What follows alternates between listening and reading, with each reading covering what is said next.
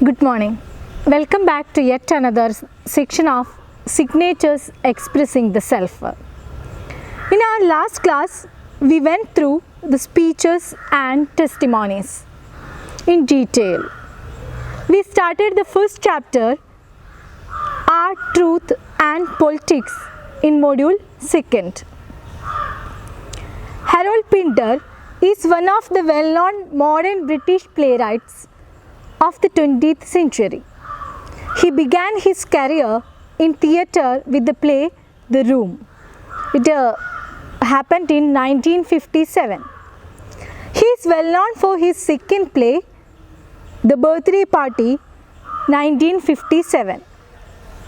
Some of his well-known plays are The Homecoming and The Betrayal, which were adapted to the screen as well. Pinter wrote plays for radio, television and film.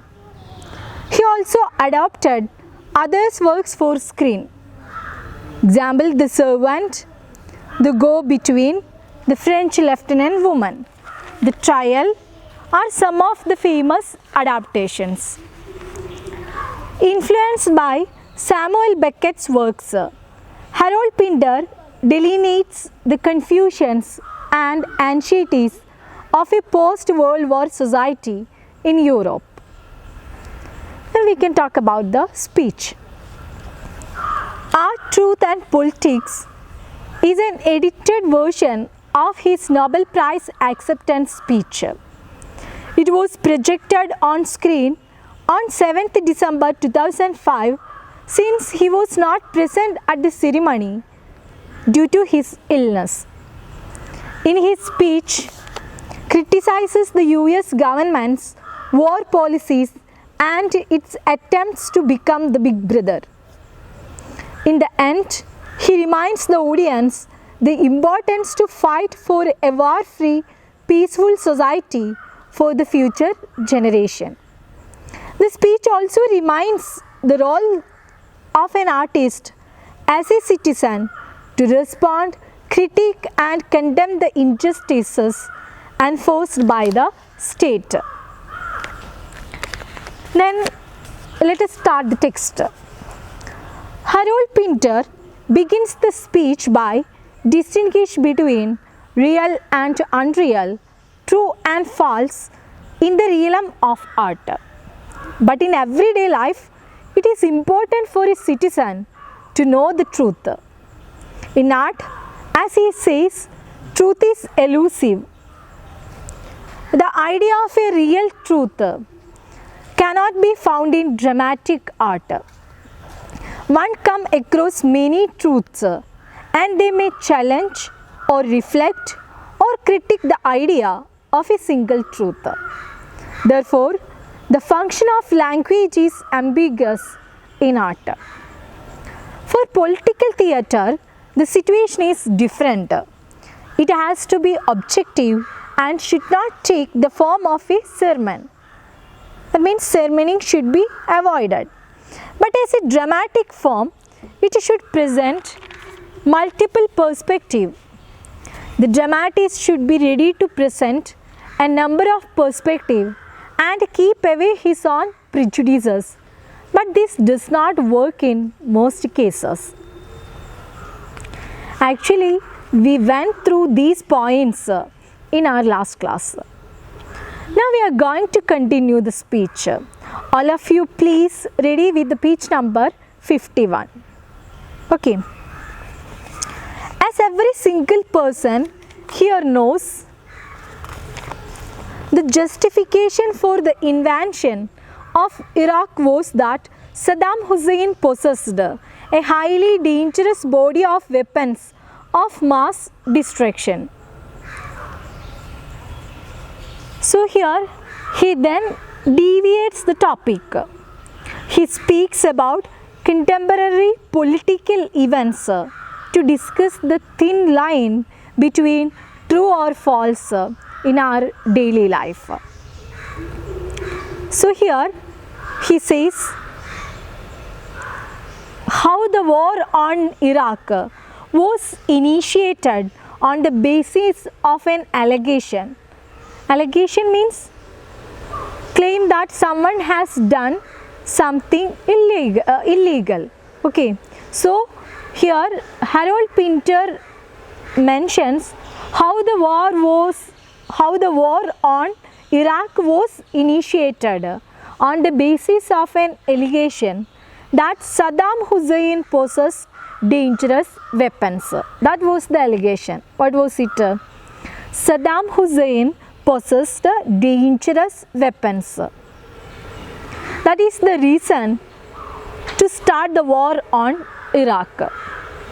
Because people believed so. Saddam Hussein possessed very dangerous weapons. Then we can see that some of which could be fired in 45 minutes, bringing about appalling devastation.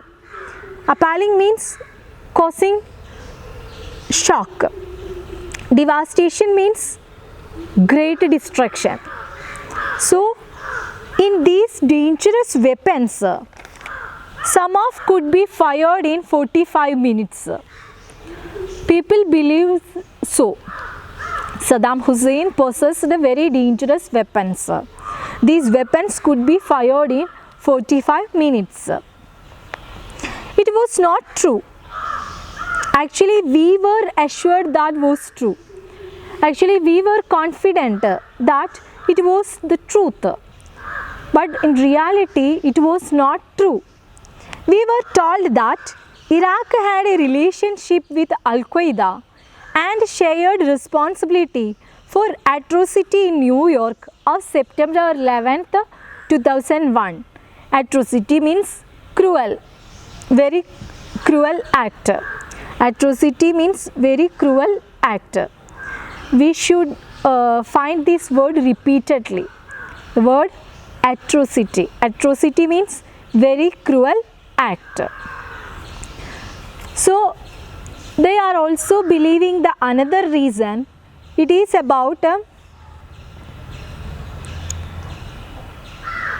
Iraq had a relationship with Al-Qaeda, and that is why Iraq already shared the responsibility for the atrocity in New York of September 11, 2001. Okay, then we can speak about Al-Qaeda. Have you heard about Al-Qaeda? Actually, Al-Qaeda, broad-based militant Islamist organization founded by Osama bin Laden in the late 1980s. Okay, once again I repeat, Al-Qaeda is a broad-based militant Islamist organization. Broad-based militant Islamist organization founded by Osama bin Laden in the late 1980s. Then the September 11 attacks were a series of 4 coordinated terrorist attacks by the Islamic terrorist group Al-Qaeda against the United States on the morning of Tuesday, September 11, 2001. I think all of you know about bin Laden. I told you Al-Qaeda, the organization founded by Osama bin Laden. Then we can speak about Osama bin Laden. Actually, he was a Saudi Arabian citizen until 1994 and member of a wealthy bin Laden family. He was born in Saudi Arabia and studied at university in the country until 1979.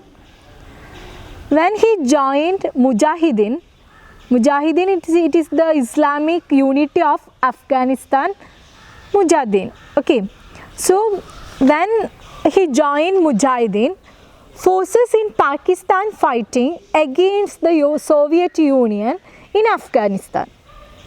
He helped to fund the Mujahideen by funneling arms, money and fighters from the Arab world into Afghanistan and gained popularity among many Arabs. Then through this act he became very famous. In 1988 he formed Al-Qaeda. Okay. Then we can continue the details about Bin Laden. He was banished from Saudi Arabia in 1992 and shifted his base to Sudan until the US pressure forced him to leave Sudan in 1966. After establishing a new base in Afghanistan, he declared a war against the United States, initiating a series of bombings and related attacks. Bin Laden was on the American Federal Bureau of Investigation's list of 10 most wanted terrorists for his involvement in the 1998 US embassy bombings. Bin Laden is most well known for his role in masterminding the September 11 attacks, which resulted in the death of nearly 3,000 and prompted the United States to initiate the war on terror. So, from 2001 to 2011, Bin Laden was a major target of the United States. On May 2, 2011, Bin Laden was shot and killed by US Navy SEALs inside a private residential compound in Abbottabad, Pakistan, where he lived with a local family from Waziristan. So I think all of you got a clear idea about Bin Laden. Maybe you know the details of Bin Laden well, but I just revealed it. Okay. So Al-Qaeda, the organization, was founded by Bin Laden in late 1980s. Then we already found it in detail how he became the part of that terrorist list, most wanted terrorist list. As the result, we already found in detail he was shot and killed by US in 2011. Okay, so we are speaking. Then we can come back to our speech. So here Harold Pinter speaks about how the Iraq war happened. One reason, Saddam Hussein possessed very dangerous weapons. They already got the information. Then they also believed that Iraq had the relationship with Al-Qaeda. That is the second reason. Actually, you know, these two things were not true. So we believed Iraq had a relationship with Al-Qaeda and shared responsibility for the atrocity in New York of September 11, 2001. Iraq had the relationship with Al-Qaeda and also shared the responsibility for the atrocity in New York of September 11, 2001. Actually, all the master brain behind it was Bin Laden's.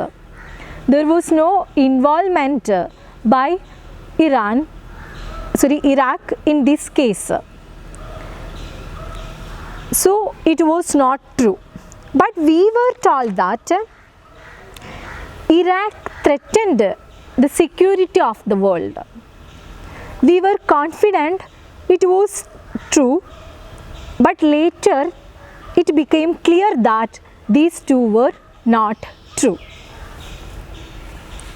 So I think all of you understood it clearly. So we can continue the textbook, page number 52. We were told that Iraq had a relationship with Al-Qaeda and shared responsibility for the atrocity in New York, September 11, 2001. We were assured that this was true. It was not true. We were told that Iraq threatened the security of the world. We were assured it was true. It was not true.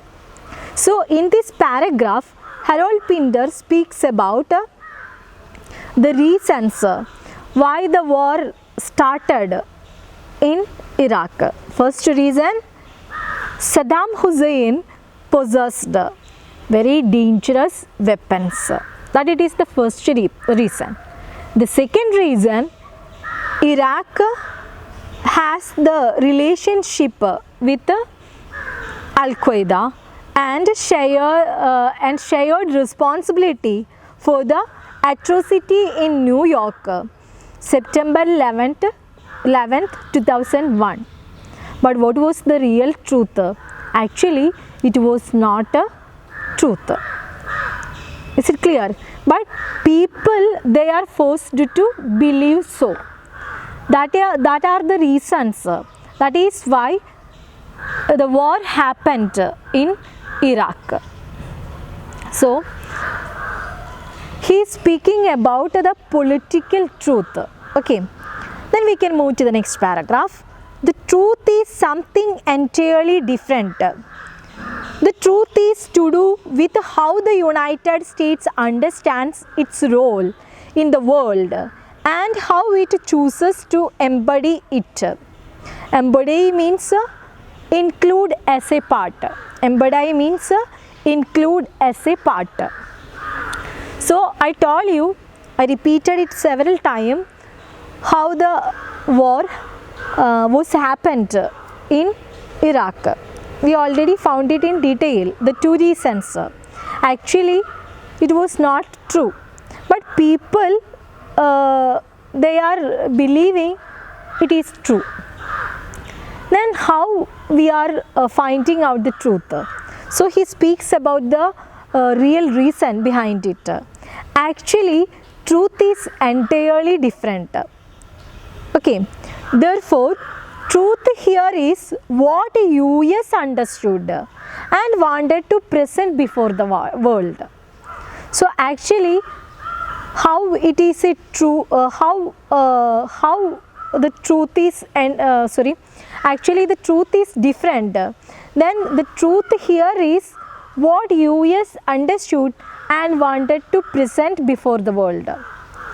So first of all, the United States, they should understand the truth based on their level. Then how they are understanding the truth, according to that they will present before the world. So that's why we believe it is true. So US already got the information like that.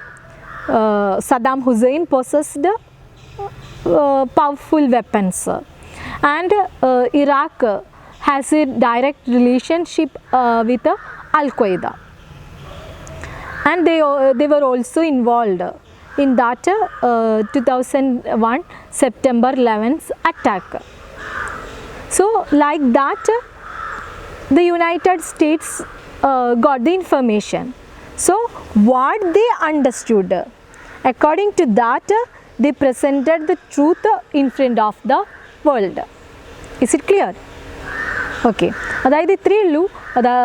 ആ ഒരു truth എന്താണെന്നുള്ളത് America എങ്ങനെ മനസ്സിലാക്കുന്നു അതിനനുസരിച്ചിട്ടാണ് they are presenting it to the world. But before I come back to the present, I would like to look at the recent past, by which mean United States foreign policy since the end of the Second World War. I believe it is obligatory upon us to subject this period to at least some kind of even limited scrutiny, which is all that time will allow here. Scrutiny means examining in a critical way. Scrutiny means examining in a critical way. Okay. But before I come back to the present, I would like to look at the recent past, by which I mean United States foreign policy since the end of the Second World War. So, Harold Pinter, I told you in my introduction, he is very bold, he is very courageous. So, he wants to speak about the truth in detail. Then we already identified the truth relating Iraq. How the truth presented by America, the United States in front of the world. That is why he wants to continue the same topic. Okay, so he wants to speak about the United States foreign policies relating the Second World War. Okay, so he wants to speak about US government's foreign policies in detail. So then he speaks about the recent past, which is United States foreign policies since the end of the Second World War. He is starting from the past to the Second World War. So he wants to speak about US government's foreign policies. Then he discusses in detail the history of war crimes committed by US. Okay. Then I told you he is very bold. So that is why he says everyone knows what did the Soviet Union do throughout Eastern Europe during the post-war period. I told you he wants to speak about the policies till the Second World War, the foreign policies till the Second World War. And he repeats, everyone knows all these things in detail. So he points out the cruelty one by one. Okay. But my contention here is that the US crimes in the same period have only been superficially recorded, let alone documented, let alone acknowledged, let alone recognized as crimes at all. Here superficially means not deeply. Okay, superficially means not deeply. So he says actually the atrocities of US government was not at all recorded or documented in detail. I believe this must be addressed and that the truth has considerable bearing on where the world stands now. Although constrained to a certain extent by the existence of the Soviet Union, the United States' actions throughout the world made it clear that it had concluded had carte blanche to do what it liked. Okay. So the word meaning carte blanche, it means complete freedom to act as one's wishes. Complete freedom to act as one's wishes.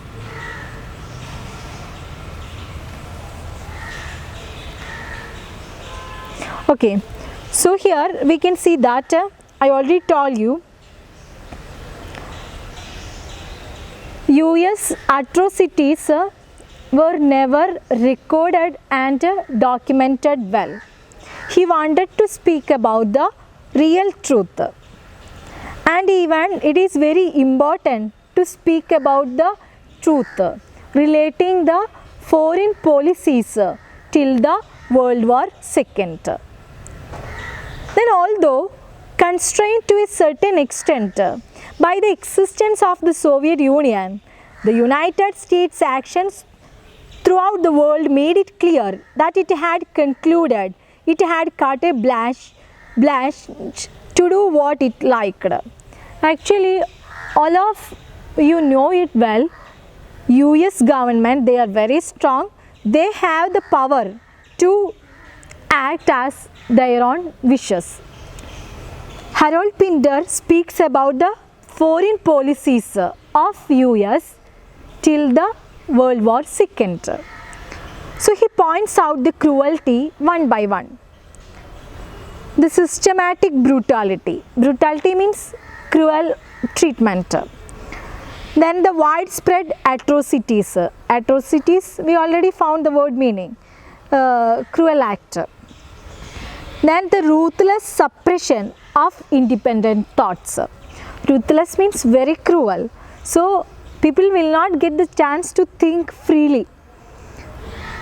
Then Harold Pinner says, these war atrocities committed by United States, but the US government's crimes and foreign policies in the same period not much have been discussed. So he recorded his disagreement towards the US attitude through this speech.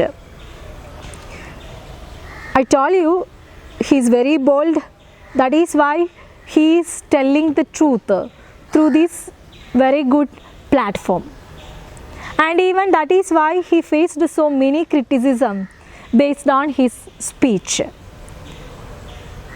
Then he believes that the truth has considerable bearing on where the world stands now.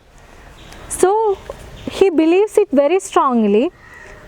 Truth has considerable importance on where the world stands now.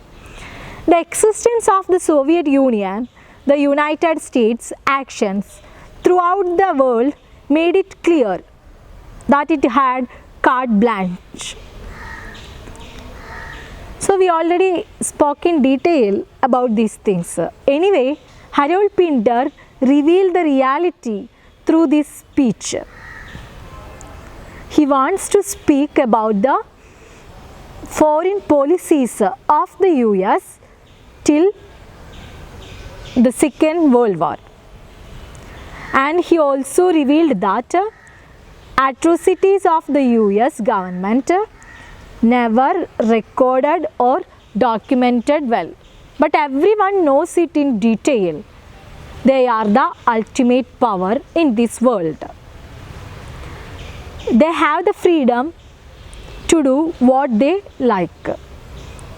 So he is very courageous to speak about the truth. Then we can move to the next paragraph, page number 53. Direct invention of a sovereign state has never in fact been America's favored method. So then he is speaking about the US government's style of attack. We already found in detail. He is speaking about the foreign policies. Okay, so Harold Pinter says direct attack on countries has never been a policy of US. They will not prefer to attack a country directly. So he says direct invasion on countries has never been a policy of US.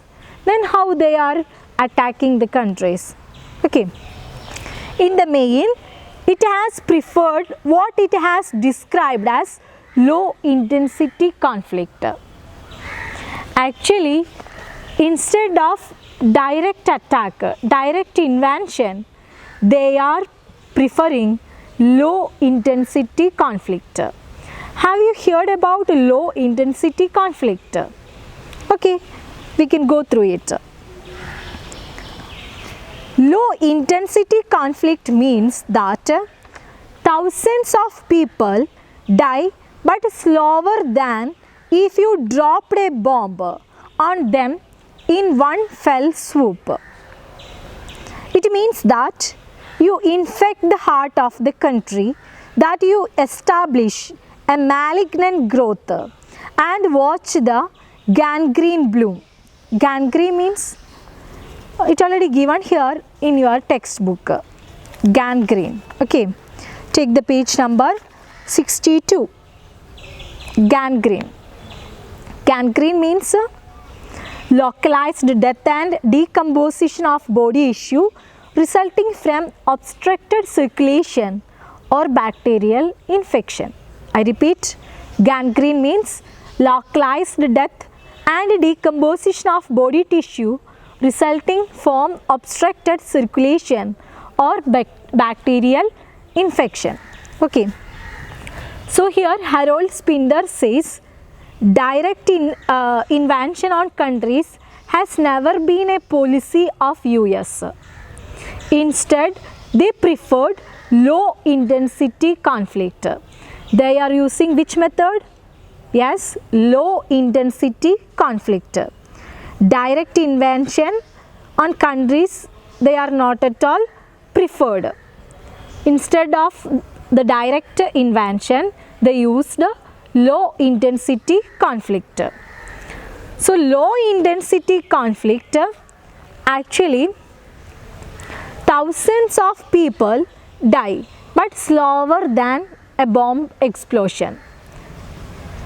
While they are using this low intensity conflict, we can see that the death rate, it is more than 1000, but it is happening very slowly than a bomb explosion.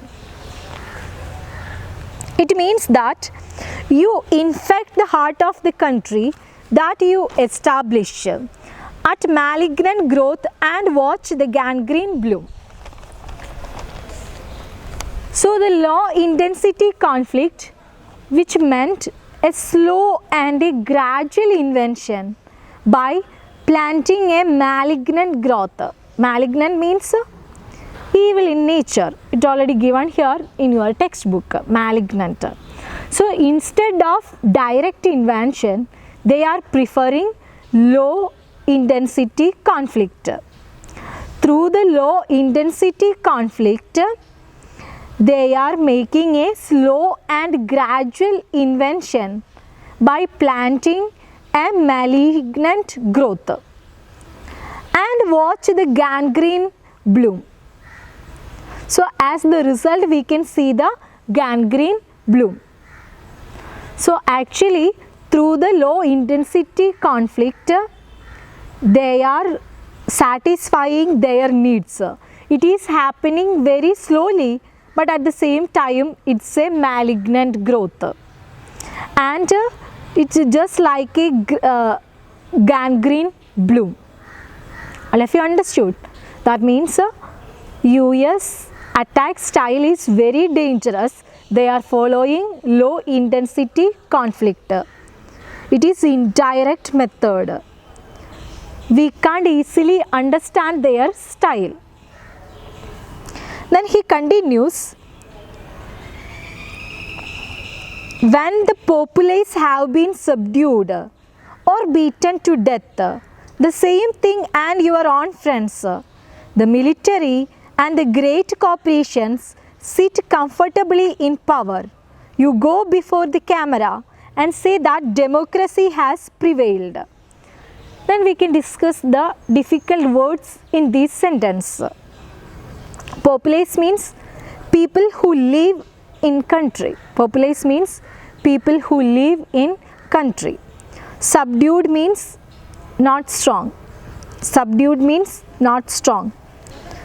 Then prevailed. Prevailed means defeated. Prevailed means defeated. So as the result, people have been quiet and depressed. People became quiet and depressed because of this low intensity conflict by US government. Then they have been beaten to death. Their friends, the military and the great corporations sit comfortably in power. So Pinter says, you go before the camera and say that democracy has prevailed, democracy has defeated. So he says we should be very strong enough to face the challenges, to reveal the truth. So the low intensity conflict allow the malignant growth to grow and then intervene. Intervene means take part in something. So the low intensity conflict allow the malignant growth to grow and then intervene with the military. In the end, proclaim that for protecting democracy, military intervention was needed.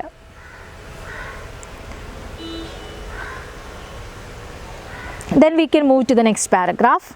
The tragedy of Nicaragua was a highly significant case.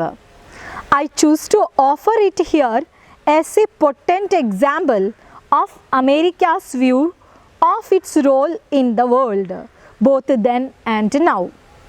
Potent means powerful. Harold Pinder argues that a similar pattern can be found in most of the military interventions done by the US across the world. He mentioned the examples of Nicaragua where the US have intervened. Have you heard about Nicaragua? Okay, I will explain. Nicaragua, set between the Pacific Ocean and the Caribbean Sea, is a Central American nation known for its dramatic terrain of lakes, volcanoes and beaches. It is one of the poorest countries in the world. So we can say that Americans used the same policy on many countries. Here Harold speaks about Nicaragua. I already told you Nicaragua is one of the poorest countries in the world. I hope this is enough for today's class. Okay, we will continue the next topic in the next class. Once again, I just go through the points. Okay, so we stopped here the page number 53. The paragraph, the tragedy of Nicaragua was a highly significant case. So we can go through the points. Here we believed that Saddam Hussein possessed highly dangerous weapons of mass destruction. We also believed Iraq had a relationship with Al-Qaeda and shared responsibility for the atrocity in New York, September 11th, 2001. But actually, these two were not true. Then he reveals that how it happened. Actually, truth here is what US understood and wanted to present before the world. So all these things happened as pre-planned. Then he speaks about the United States foreign policy since the end of the World War II. Then we already spoke in detail, they are not at all using the direct invasion. They are using, what is the method? Low intensity conflict. Then low intensity conflict, it happens very slowly. We will not observe it clearly in the beginning. Then it becomes a malignant growth. It started to gangrene bloom. And as the result, we should declare the democracy has defeated. So he says you should be bold enough to speak the truth in front of a camera. And he also adds atrocities of US should be recorded and documented well. By saying that, we are concluding this section. Okay, so all of you please go through the textbook thoroughly. Thank you.